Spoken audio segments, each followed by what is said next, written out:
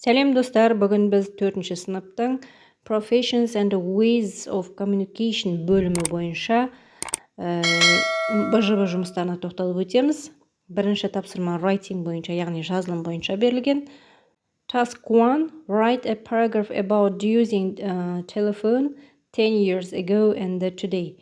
Яғни 10 жыл бұрын және бүгінгі телефондар қандай болған қолданыста. Соны салыстыру қажет. Compare pictures and write about 2-3 differences. Write about how to use your smartphone.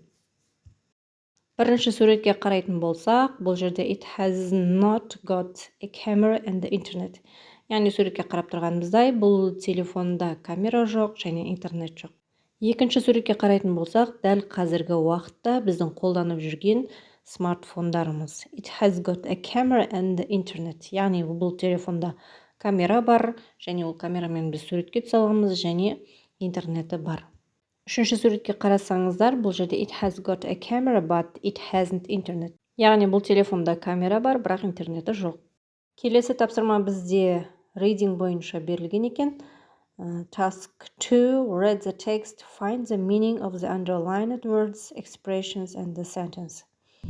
Яғни тексті оқыңдар дейді, асты сызылған сөздердің мағынасын, яғни синоним сөздерін табыңыздар дейді, және оларды төменде тапсырмалар берілген, сол тапсырмалардан дөңгелектеп дұрыс вариантын белгілеу керек.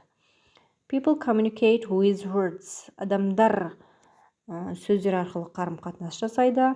Books, magazines, radio and films help us to communicate with others.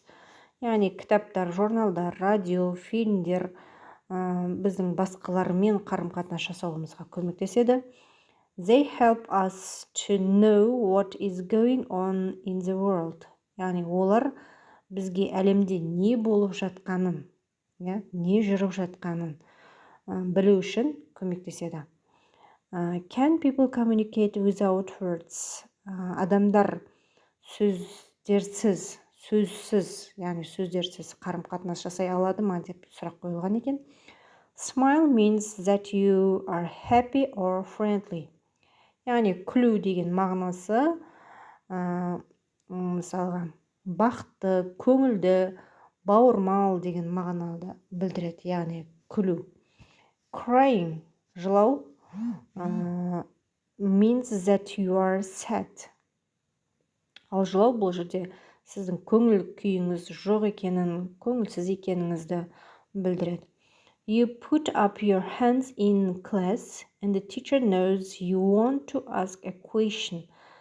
Сіз қолыңызды жоғары қарай сыныпта көтересіз and the teacher knows you want to ask question. Яғни мұғалім сіздің сұраққа жауап беруіңіз келіп тұрғанын түсінетін болады.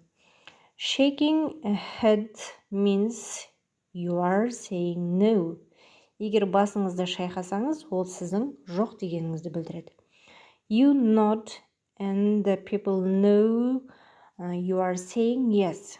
Егер сіз басыңызды төменге қарай, төмен жоғары қарай қимылдатсаңыз, яғни адамдар сіздің иә деп тұрғаныңызды түсінеді. Яғни бұл іс-әрекеттер арқылы сөздерсіз адамдар бір-бірін қарым-қатынасты қалай жасайды дегенге мына жерде осындай бірнеше жаңағы мысалдар келтіріп өткен екен.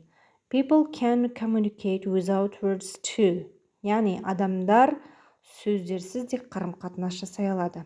For example, мысалға, an artist can use his drawing to tell about beautiful mountains and about the sea and many other things. Мысалға дейді, адамдар сөздерсіз қарым-қатынас жасай алады. Мысалға, суретшілер, яғни өздерінің әдемі таулар туралы, жаңағы теңіз туралы, немесе басқа да заттар туралы, яғни сурет салу арқылы білдіреді. Так, сұрақ берілген. Бірінші сұрақ, communicate, яғни communicate дегеніміз қарым-қатынас. Қарым-қатынас дегеніміз бұл жерде A вариантында think, ойлау, B вариантында draw, сурет салу, C вариантында talk, әңгімелесу, яғни біздегі дұрыс вариант әңгімелесу.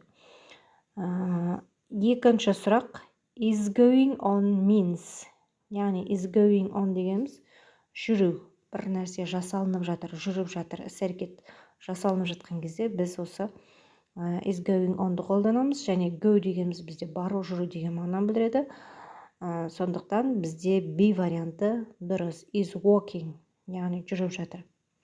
Put up, бұл жердегі сәйкес келетіні B варианты rise up болады. Төртінші сұрақ, people can communicate without words to mean, бұл жерде A вариантында people can talk about without words to, адамдар сөздерсіз де әңгімелесе алады дейді. B вариантында people can think without words to, яғни адамдар сөздерсіз ойлай алады дейді. Жоқ, бұл сәйкес келмейді. C вариантында people can draw without words дейді. Яғни адамдар сурет сала алады, яғни сөздерсіз сурет салу арқылы жаңағыдай қарым-қатынас жасай алады дейді. Және осы біздегі дұрыс варианты C варианты дұрыс.